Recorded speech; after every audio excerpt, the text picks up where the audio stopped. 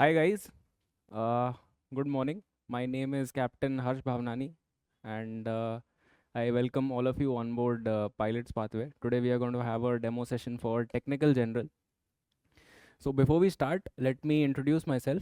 I am Captain Harsh Bhawnani from Kolkata, West Bengal, and I have a commercial pilot license, and I used to work as a flight dispatcher, and now I'm working as a instructor over here at Pilots Pathway, and primarily I teach technical general and navigation in Pilots Pathway.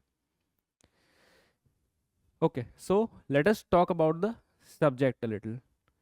Now, technical general, this is a very important subject out of all your DGCA subjects.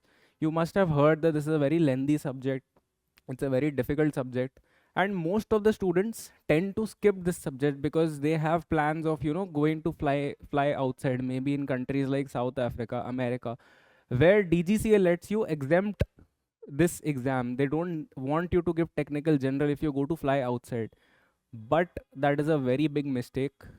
I urge all of you to study this subject. It's a very important subject from the point of view of you being in an airline. So even if you're sitting for an airline interview, this is a very important subject. They will ask you a lot of questions. Maybe 30 to 40% of the paper will comprise of technical general. So the knowledge of this is of utmost importance, because this is what teaches you why airplanes are actually flying, how they fly, why they fly, how do you generate lift. So that is of utmost importance to a pilot. So you must not skip this subject. The knowledge of this subject is very important. Okay, so let's talk a little about the subject. Now, technical general consists of four parts. Firstly, we have POF, principles of flight, or it is also called as aerodynamics.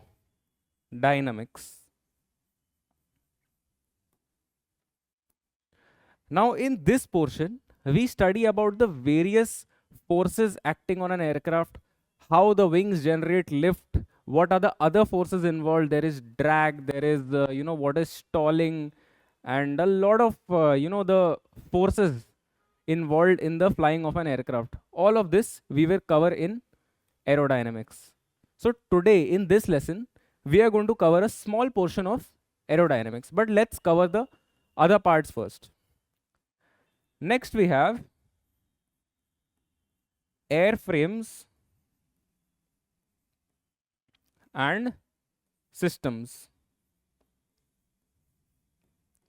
So airframes and systems is basically you will learn about the airframe of the aircraft, the outer body of the aircraft, how it's made, what are the forces involved, what is the composition of the structure, and then systems, the various systems that we have in our aircraft. We have hydraulic system, we have pressurization system, then we have electrical system, we have hydraulic system.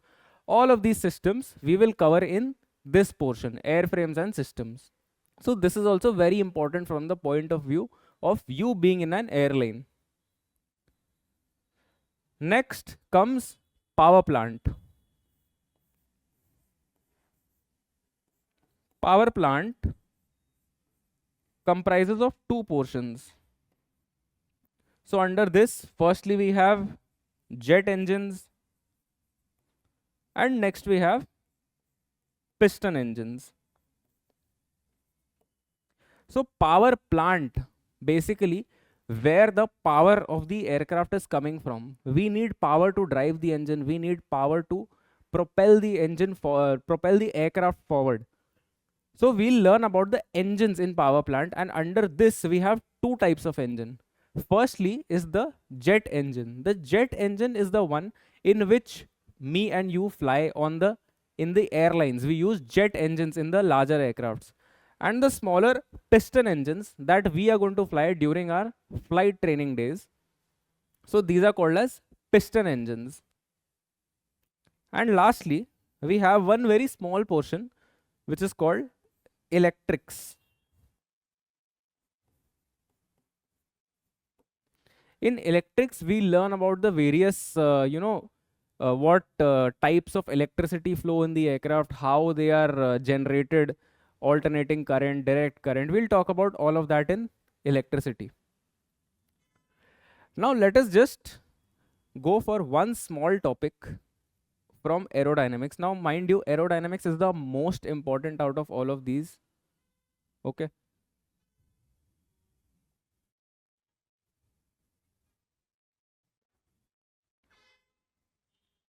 Aerodynamics or principles of flight has all of these chapters in it, and we are going to cover the first chapter, which is called the basic aerodynamic theory.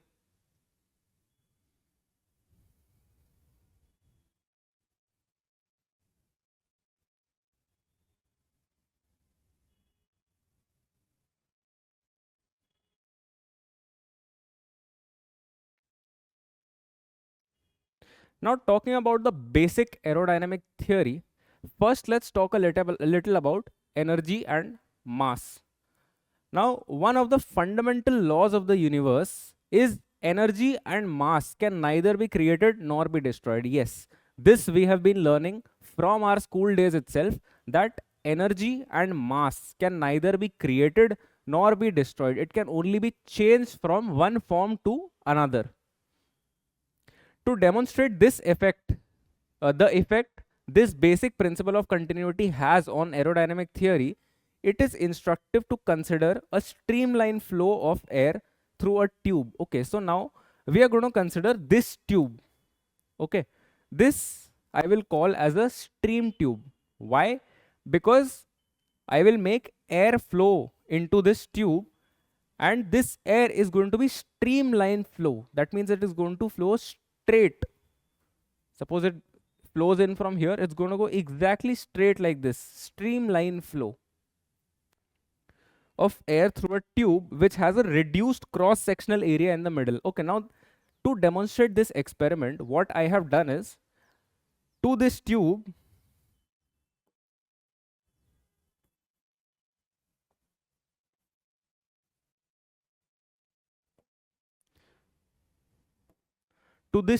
I have made some changes. I have not made the entire tube parallel like this, but I have introduced this section, a reduced cross sectional area over here. The area over here is reduced compared to the area over here. Okay, we will see why.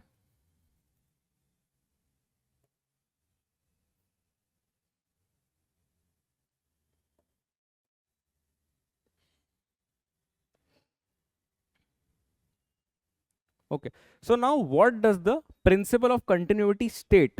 The principle of continuity states that the air mass flow or mass per unit time through the tube will be a product of the cross sectional area, the airflow velocity, and the air density.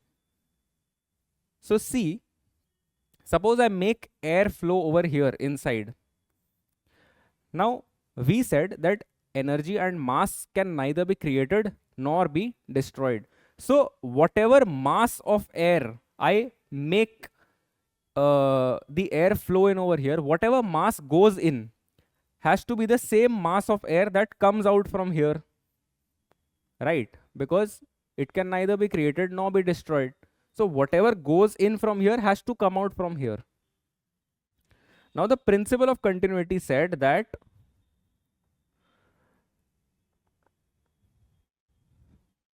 through the tube, the air mass flow or mass per unit time through the tube will be a product of the cross sectional area, the airflow velocity. Velocity is basically the speed of the air, speed of the airflow, and the density. So if I multiply all these three terms, they should be a constant. Why? Because the mass airflow is a constant. So the air mass flow is a product of cross-sectional area, velocity, and air density. So this is the equation that principle of continuity states. Now in this equation, let me make one consideration. Suppose the speed of the airflow is below Mach. 0.4. Now you would say, what is this Mach 0.4? We don't know what is Mach 0.4. Let me demonstrate it to you very basically. Suppose the speed of sound at where I am standing is 1. 1 is the speed of sound.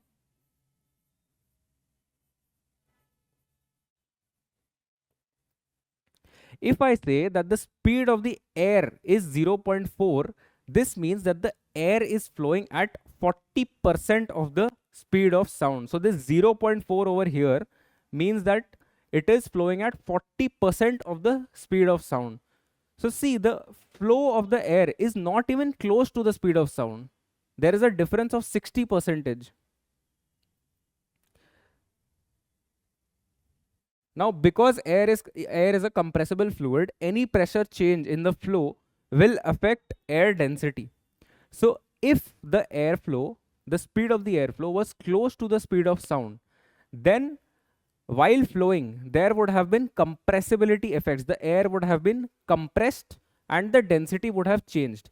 But if the airflow is less than Mach 0.4, if the speed of the airflow is less than Mach 0.4, that means it is less than 40% of the speed of sound, I will consider that the density will remain constant. There will be negligible compressibility effects in the air. So no compression will happen. So if I consider this speed, I can say that in this equation, the density is going to be a constant. So I can remove density from this equation because density is constant. I can send it to this side and it will become a constant. So the new equation that I have formed is A times V is a constant.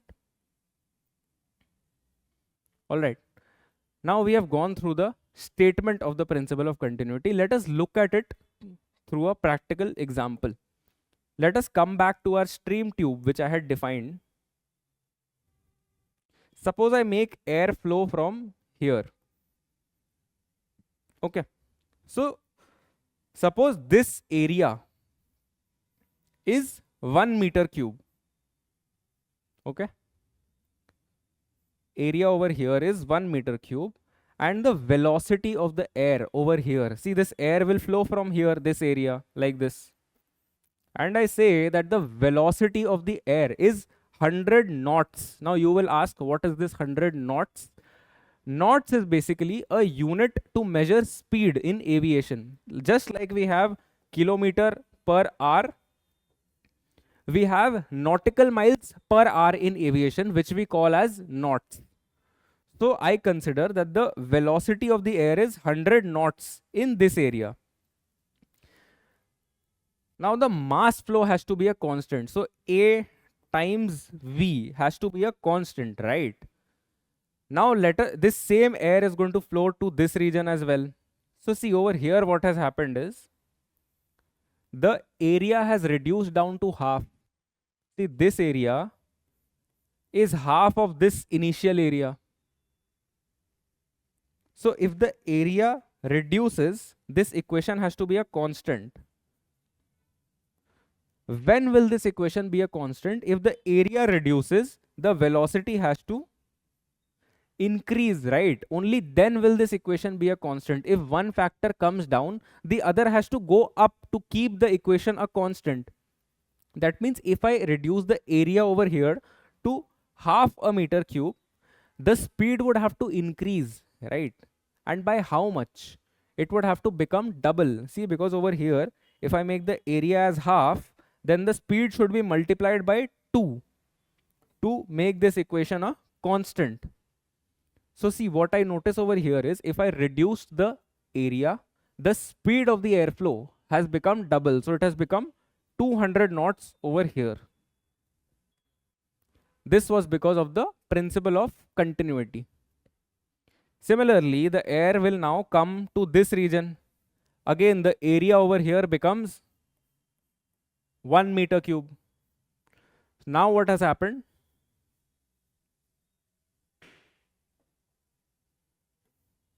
Area over here has become 1 meter cube.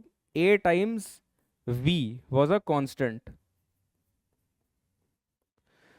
Here what happened? See, here the area was half a meter cube. Now the area has again increased back to 1 meter cube.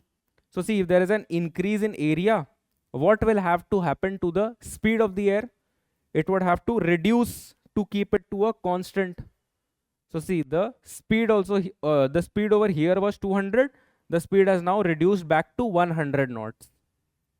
This happened again because of the principle of continuity, because mass airflow should be a constant. So if area is increasing, the velocity will have to decrease. If area is decreasing, the velocity will have to increase, and vice versa. Now you would say, I have told you this in this experiment. Now you will say, what is the proof of it? Where in real life do we use this?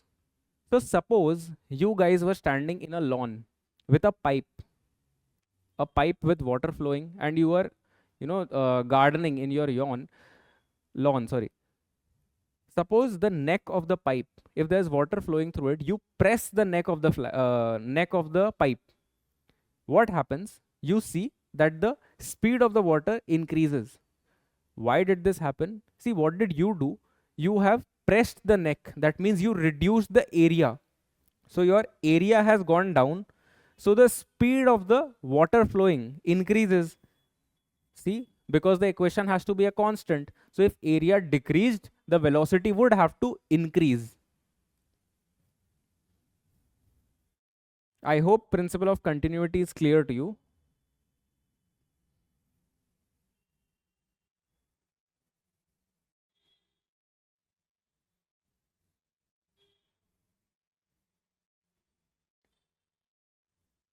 So here again they state that because the mass flow must remain constant, it can be seen from the equation of continuity that the reduction in the tube's cross-sectional area results in an increase in velocity and vice versa. Next, let's come to Bernoulli's theorem. Now, you should have the principle of continuity concept very clear before starting the Bernoulli's theorem. Okay, so Bernoulli's theorem is directly applicable in the generation of lift. So this is a very, very important concept. That is why it is taught right in the start. Now let's see, what does Bernoulli's theorem state. Bernoulli might have been a scientist who had stated this theorem. Let's see, what does he state. In the steady flow of an ideal fluid. Okay, so the fluid is flowing steadily. That means there is no, the fluid is all steady. There is no random flow of fluid. Of an ideal fluid. Now you will ask, what is this ideal fluid? Ideal fluid is any fluid that is both incompressible, so the fluid cannot be compressed.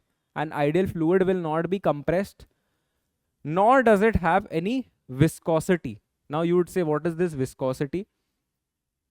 Suppose I take a glass of water and now I try to swirl the water. The water will easily swirl, right? But in this same glass, if I put oil and I try to swirl it, the oil does not want to swirl. Why? Because it has a resistance to flow. So viscosity means the resistance of a fluid to flow, how resistant it is to flow. So an ideal fluid should have no viscosity, which means it should flow very easily. So one, it should be incompressible. Second, it should have no resistance to flow. That means no viscosity. So in the steady flow of an ideal fluid, the sum of pressure energy and kinetic energy remains constant. So I can say pressure energy plus kinetic energy is going to be a constant. Again, because energy and mass remains constant. So for this experiment, I am going to say that the pressure energy is equal to the static pressure. Now again, you would ask, what is this static pressure? Suppose I stand over here. I know that there is atmosphere layers over me. Now all of these layers are, resting on the ground. That means these atmospheric layers are also exerting pressure on my body. If I stand over here, there are a lot of air molecules that are exerting pressure on my body. Similarly, if you consider yourself, there are a lot of molecules exerting pressure on your body. So this pressure, when you are just standing still and is being exerted on your body, is static pressure. And the kinetic energy over here, I would consider as dynamic pressure. Now again, you would ask, what is dynamic pressure? So suppose I was standing still. Now I start to run. If I run, what is going to happen? The air molecules are going to come and hit my face. They are going to come and hit my body. So see, this pressure my body is experiencing because of dynamic pressure. Now there is a formula for dynamic pressure. You must have heard that dynamic pressure is equal to half rho v square. Half rho v square, where rho is the density and v is the speed. So if I take a denser medium, suppose I was running in a valley. We know that air in a valley is very dense because it is a low-lying area. So if I try to run in a valley, there are a lot of dense air molecules that are going to come and hit me. But if I go on a mountain and I start to run, the air over there is not very dense. So not a lot of molecules are going to come and hit me. So if the density increases, the dynamic pressure increases. If the density decreases, the dynamic pressure decreases. And it also varies on speed. Suppose I start running faster. I am increasing my speed. That means more and more air molecules are going to come and hit me, which means my dynamic pressure will be more. And vice versa. If I slow down my speed, my dynamic pressure will be less. So these two, if I add both of these up, they should remain a constant. Again, over here also, we are going to consider our same stream tube that we were considering.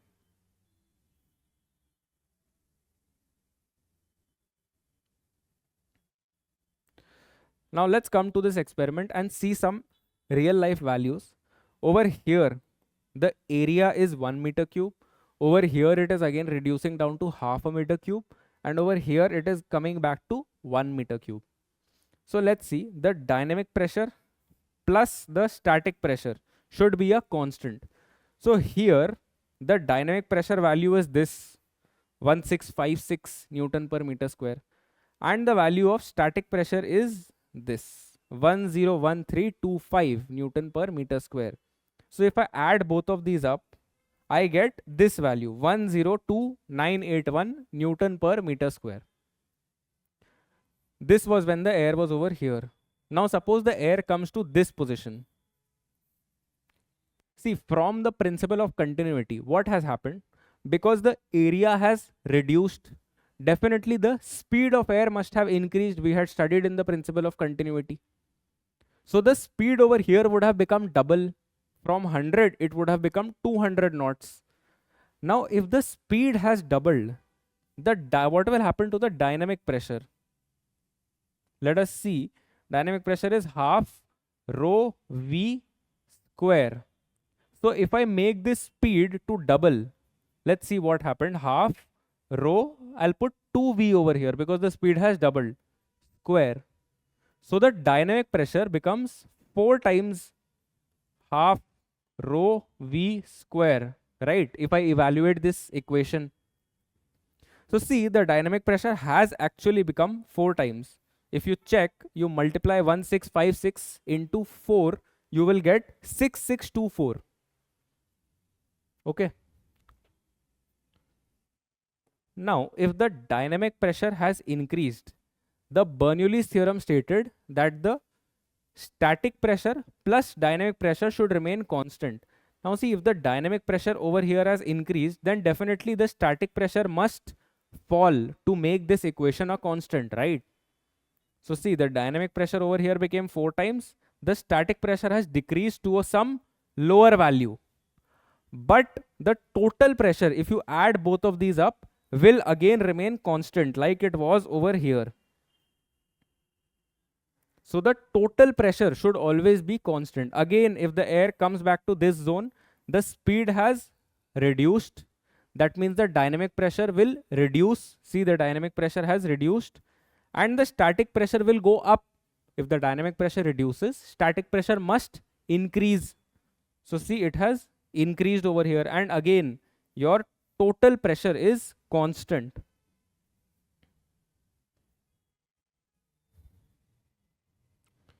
So the total pressure, this pressure, is known as either total pressure or stagnation pressure or pitot pressure.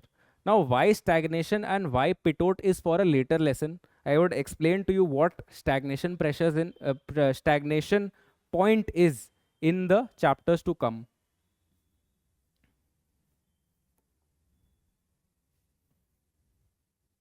Now, it can be seen that the velocity is dependent on the shape of the object over which it flows. See over here, it is the velocity is shape dependent because there was a lesser area over here due to the shape. That's why the velocity increased.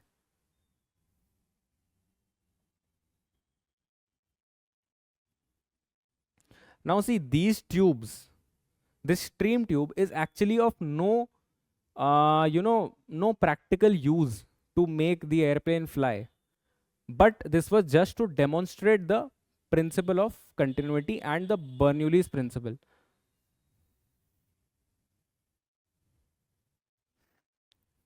Let's talk a little about this surface. See, this is called an aerofoil. This is a cross section of an aerofoil. So if I take an aircraft, wing and I go and cut the wing, okay, so I have crossed the wing and I look at it from the side, the wing is going to look like this. So this is a cross section of the wing, which is called an aerofoil. And aerofoil is such a structure which is capable of producing lift. So if I take a piece of paper and I start to run on the runway, that piece of paper will not fly. It will not generate lift. But if I take this aerofoil and I start to run on the runway, this is going to generate lift and it will start to fly. This is how the airplanes are flying. Now let's talk a little about streamlines and stream tubes. Streamlines are basically, see, the air was flowing this way. So if I take one molecule of air, the path that one molecule of air is covering will be called as the streamline. Okay. And if I take this entire section, this will be called as a stream tube. Now there is one property of streamlines and stream tubes. Okay. So this property states that if the streamlines are closer in any region, see in this region, the streamlines have come very close to each other. If this happens, that means the velocity of air over here is going to be high. So velocity over here is going to be greater. And if the streamlines diverge, that means the velocity over here is going to be less. Now let us see what has happened. Just let us take an overview of how this lift is being generated. See, if the velocity over here is higher in this region on the top surface of the aerofoil, if the velocity over here is high, the dynamic pressure over here will also be high, right? Because dynamic pressure is half rho v square. So if velocity high, then entire dynamic pressure value will be higher, right? That means the dynamic pressure over here also is high, the dynamic pressure of the air. But the principle, the Bernoulli's theorem said that if dynamic pressure is high, then static pressure must be low. So that means over here, there is going to be a low pressure area. That means the static pressure over here is low. See, the static pressure over here has become low. Comparative to this zone, the static pressure over here will be high, right? It is just a comparison. Suppose initially there were 10 units of pressure above and below both. But now, because the air over here has become fast, the velocity has increased, this pressure 10 units is going to fall, right? Because the static pressure is falling. So this might fall down to 4 units. So what has happened? The pressure over here has become low and the pressure over here has become high. These are both static pressures. Now we have learned that air or any force, there is a force, a pressure gradient force that wants to flow from an area of high pressure to an area of low pressure. Consider yourself standing in a bus, in a crowded bus. If the behind portion, the aft portion of the bus is very crowded, you would always want to go to the forward portion where there is a low density of people, low pressure area. Similarly, air also always wants to flow from a higher pressure to lower pressure. So there will be a force in this direction. And this force is called lift. This is how lift is generated. Now more on this in the next lesson. So let us keep this lesson till here only. I have given you a basic idea of how lift is generated. We've covered principle of continuity, Bernoulli's theorem, and a little bit of lift generation.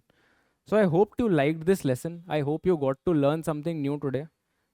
And all right, guys, see you soon at Pilots Pathway. Good day.